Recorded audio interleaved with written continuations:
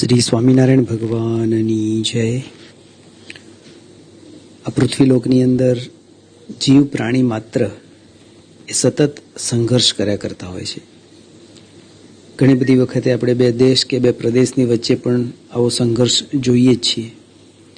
પ્રાણીઓ પણ અંદર અંદર પોતાના જીવન માટે સંઘર્ષ કરતા હોય છે. આવી જ રીતે દરેક વ્યક્તિની અંદર પણ આવો સંઘર્ષ ચાલુ હોય છે, જે આપણને બહારથી દેખાતો નથી.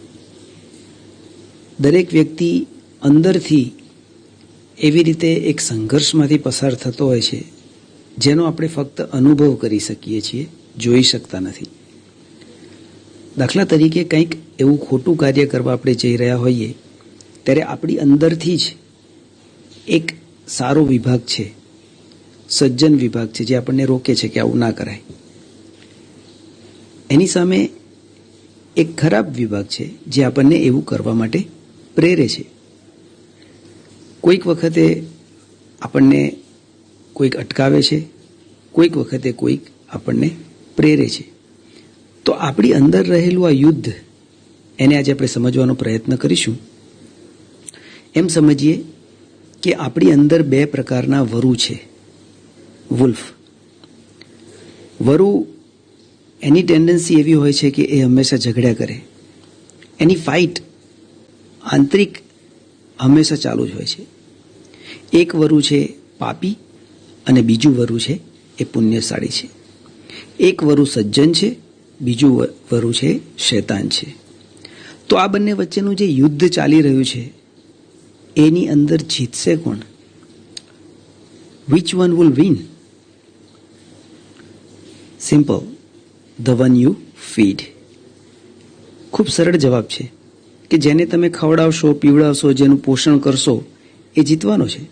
જેનું તમે પોષણ નહીં કરો એ અશક્ત થઈ જશે અને એક દિવસે હારી જશે.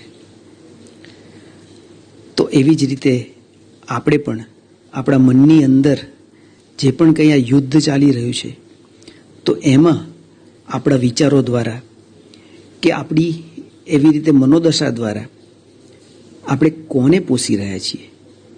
આપણા મનની અંદર ચાલતા નેગેટિવ થોટ્સને પોષી રહ્યા છીએ કે આપણા મનની અંદર ચાલતા પોઝિટિવ થોટ્સને પોષી રહ્યા છીએ?